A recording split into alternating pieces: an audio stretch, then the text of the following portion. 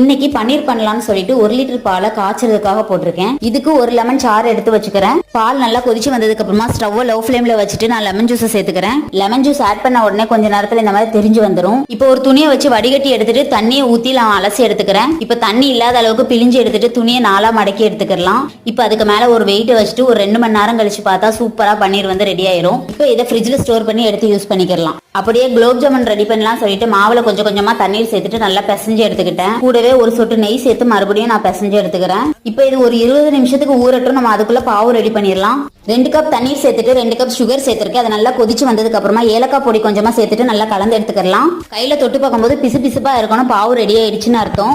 இப்போ மாவு வந்து நல்லா செட் ஆகி வந்திருக்கு. இது குட்டி குட்டியான பால்ஸ் மாதிரி போட்டு எடுத்துக்கிறேன். இப்போ ஒரு கடாயில எண்ணெய் சேர்த்துட்டு எண்ணெய் நல்லா காஞ்சதுக்கு அப்புறமா அந்த பால்ஸ் எல்லாம் போட்டு ஃப்ரை பண்ணி எடுத்துக்கலாம். லோ ஃப்ளேம்லயே வச்சு ஃப்ரை பண்ணி எடுக்கணும். ஃப்ரை பண்ணி எடுத்ததுக்கு அப்புறமா ஃபைனலா ஜீரா தண்ணியில போட்டு செட் பண்ணி எடுக்க வேண்டியதான். இது நாளைக்கு எப்படி வந்திருக்குன்னு பார்க்கலாம்.